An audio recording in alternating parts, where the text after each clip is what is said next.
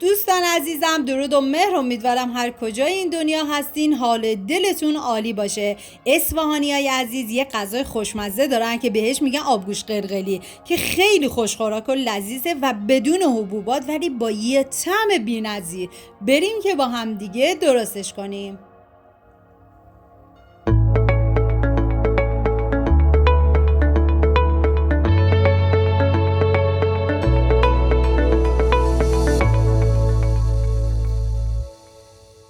مواد لازم: گوشت شخ کرده، گوجه فرنگی، پیاز، سیب زمینی، رب گوجه فرنگی، برنج نیمدانه، مرزه خوش، ترخون خوش و ادویه هم شامل نمک، فلفل سیاه و زردچوبه هستش.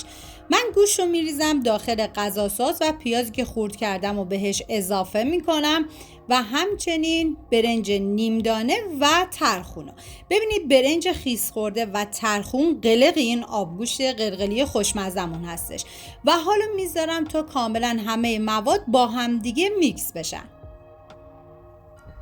و بعد از اینکه کاملا موادمون با هم دیگه میکس شدن، حالا گوشتا رو به صورت قلقلی طبق تصویر آماده میکنیم و نیازی نیست که گوشت رو دیگه بعد از اون بذاریم داخل یخچال. و حالا من سیب زمینی رو پوست گرفتم و کاملا به صورت نگینی ریزش میکنم و پیازی هم که داریم کاملا ریزش میکنیم و گوجه فرنگی رو ببینید نه خیلی زیاد درشت نه خیلی ریز، کاملا خوردش میکنیم و حالا ما این مواد رو آماده کردیم میذاریم کنار. داخل قابلمه من کره حیوانی ریختم. شما از هر نوع روغنی که دوست دارین میتونین استفاده بکنین. پیازی که خورد کردیم و میریزیم داخل قابلمه، هم میزنیم و میذاریم تا پیاز کاملا سرخ بشه و بهتون پیشنهاد میکنم که حتما این آبگوشت قلقلی رو درست کنین که خیلی زودم آماده میشه. و حالا ادویه ها رو بهش اضافه میکنم: زردچوبه، فلفل سیاه و نمک. هم میزنم و میذارم تا ادویه ها تف بخورن و عطر ادویه ها آزاد بشه. یعنی واقعا من هرچه از عطر و طعم این غذای خوشمزه بگم کمه. و حالا گوشت قلقلی ها رو بهش اضافه میکنیم. زمانی که گوشت قلقلی رو اضافه کردی به هیچ عنوان تا 5 دقیقه هم نزنید و بعد از 5 دقیقه که گوشت کاملا خودش رو گرفت حالا میتونید هم بزنید. و بعد گوجه فرنگی رو بهش اضافه میکنیم و به هیچ عنوان اول هم نمیزنیم، میذاریم به مدت 10 دقیقه گوجه فرنگی کاملا آب بندازه. و بعد از 5 تا 10 دقیقه من سر قابلمه رو برداشتم و حالا سیب زمینی هایی که ریز کرده بودم و میریزم داخل قابلمه و هم میزنم تا کاملا با هم دیگه مخلوط بشن. واقعا دم اصفهانیای عزیزمون گرم با این غذای فوق العاده خوشمزه‌شون بی‌نظیر بود. و حالا برنج نیمدونه رو هم بهش اضافه میکنم و مرزه خشک، ترخون خشک هم میزنم تا همه مواد با هم دیگه ترکیب بشن و به مدت 5 دقیقه کاملا تف بخورن.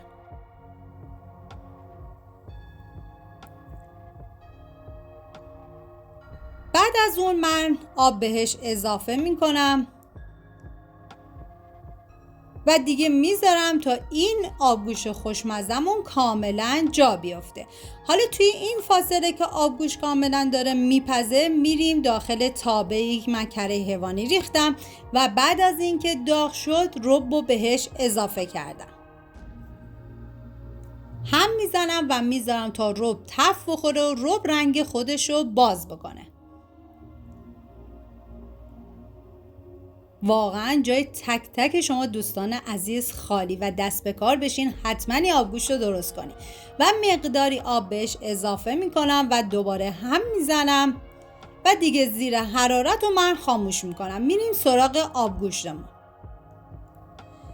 و حالا اون ربی که ما تف دادیم و نیم ساعت آخر این رب رو بهش اضافه میکنیم و دوباره بهش ترخون خوش اضافه میکنیم. ببینید برای این آبگوشت سعی کنید که از ترخون زیادی استفاده بکنید که طعم آبگوشت رو بی‌نظیر میکنه. و دیگه من میذارم تا این آبگوشت کاملا جا بیفته. دوستان عزیزم، اگر ویدیو مورد پسندتون بود و تا این لحظه کانال رو سابسکرایب نکردید، خوشحال میشم سابسکرایب کنید و اگر ویدیو رو دوست داشتید لطفاً ویدیو رو لایک کنید. لایک شما باعث میشه که این ویدیو در معرض دید افراد بیشتری قرار بگیره و از این طریق هم از من حمایت میکنید. و اینم از آبگوشت قلقلی خوشمزه ما. مرسی از همراهی همیشگیتون. تا یه خوشمزه دیگر، بدرود.